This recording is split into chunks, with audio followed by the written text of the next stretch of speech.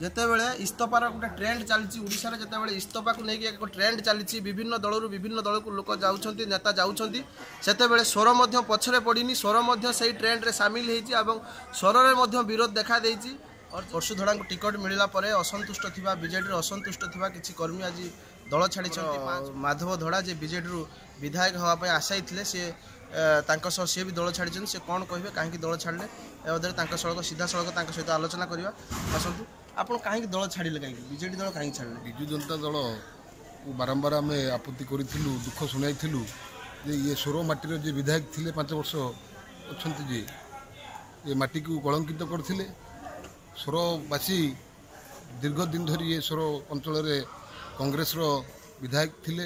ତେଣୁ ସୋରବାସୀ ବିଜୁ ଜନତା ଦଳକୁ ଭରସା କରିକି ପ୍ରଥମ କରିକି ମାନେ 2014 ମସିହାରେ ବିଧାୟକ ନିର୍ବାଚିତ କରିଥିଲେ। କିନ୍ତୁ ଏ ବିଧାୟକ ଯେ 5 ବର୍ଷର ଯାହା କଲେ, ସେଥିପାଇଁ ଆମେ ସବୁ ଅତିଷ୍ଠ ହୋଇ ମାନ୍ୟବର ମୁଖ୍ୟମନ୍ତ୍ରୀଙ୍କୁ ବାରମ୍ବାର ଜଣାଇଥିଲୁ। ଏ ବାବଦରେ ସଭା ସମିତି ବି କରାଇଥିଲୁ।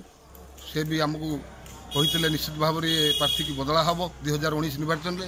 କିନ୍ତୁ ପୁନର୍ବାର ଯେହେତୁ ସେ ପ୍ରାର୍ଥୀ କରାହେଲେ, ସେ ବାବଦରେ ଆମେ ଯାହା କରି ମାନେ ବାରମ୍ବାର କହିବା ସତ୍ତ୍ୱେ ଯେହେତୁ ନ ବଦଳା ହେଲା, ତେଣୁ ଆମର ସ୍ୱାଭିମାନ ଦୃଷ୍ଟିରୁ ଆଜି ଏ ଦଳରୁ ଆମେ ସବୁ ରକମ ସମ୍ପର୍କ କାଟି ଇସ୍ତଫା ଦେଲୁ। କାହିଁକି ଆପଣଙ୍କର ବିଜେଡ଼ିର ଥିଲାବେଳେ ବି ଆପଣଙ୍କର କଂଗ୍ରେସ ସହିତ କିଛି ସମ୍ପର୍କ ଥିଲା କି? ସେମିତି କିଛି ସମ୍ପର୍କ ଥିଲାନି ମୋର।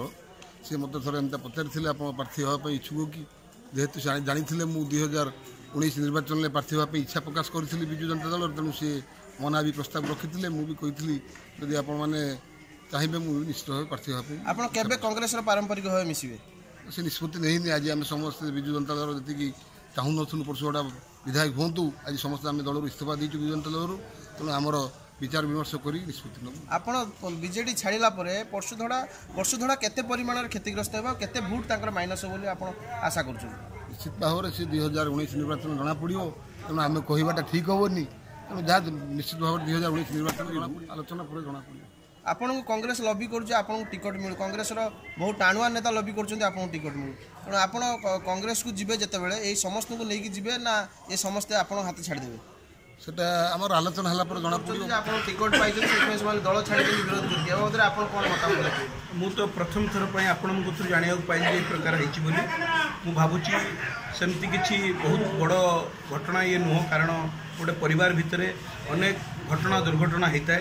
ବହୁତ ସମୟରେ ତାକୁ ପୁଣି ମଧ୍ୟ ପେଚଅପ୍ ପଡ଼ିଥାଏ ଏବଂ ବହୁତ ଆମେ ସମଝୋତା ହୋଇଥାଏ। ଆମ ଭିତରେ ମନାନ୍ତର ଅଛି, କିନ୍ତୁ ସବୁ ପରେ ମଧ୍ୟ ଆମେ ନିର୍ବାଚନ ଲଢ଼ିବୁ। ବିଜୁ ଜନତା ଦଳ ଗୋଟେ ବହୁତ ବଡ଼ ବ୍ୟାପକ ଦଳ ଏବଂ ଗୋଟେ ସମୁଦ୍ର କହିଲେ ଅତ୍ୟୁକ୍ତି ହେବ ନାହିଁ। ତେଣୁ ଅନେକ ନଦୀ ଆସି ଆଜିରେ ମିଶିଛନ୍ତି। କିଏ ନଦୀରେ କେତେବେଳେ ପାଣି ଆସେ, କେତେବେଳେ ପୁଣି ଛାଡ଼ିଯାଏ, କିନ୍ତୁ ସମୁଦ୍ରର କେତେବେଳେ ପତନ ହୁଏ ନାହିଁ, ସମୁଦ୍ରର ପାଣି କମିଯାଏ ନାହିଁ। ତେଣୁ ଗୋଟେ ବଡ଼ ପରିବାର ଏ ପରିବାର ଭିତରେ ରହିବା ସ୍ୱାଭାବିକ କଥା। ତେଣୁ ଆମେ ନିଶ୍ଚିତ ଭାବରେ ଚେଷ୍ଟା କରିବୁ କ'ଣ ହେଇଛି କ'ଣ ନାହିଁ। ମୁଁ ପରବର୍ତ୍ତୀ ପର୍ଯ୍ୟାୟରେ ଜାଣିଗଲା ପରେ ତାକୁ ତଦନ୍ତ କରିବି ଏବଂ ଦରକାର ପଡ଼ିଲେ ଏ କଥା ଏକୁ କେମିତି ସମାଧାନ କରିକି ଆମ ପରିବାର ଭିତରେ ଯେମିତି ଆମେ ଏକତ୍ରିତ ହେଇକି ଥିଲୁ ସେମିତି ରହିକି ଆମେ ନିର୍ବାଚନ ଲଢ଼ିବୁ। ଆପଣ 5 ବର୍ଷ ଧରି ସେମାନଙ୍କୁ ଉପେକ୍ଷା କରିଛନ୍ତି ବୋଲି ସେମାନେ ଅଭିଯୋଗ କରୁଛନ୍ତି, କ'ଣ କହିବେ?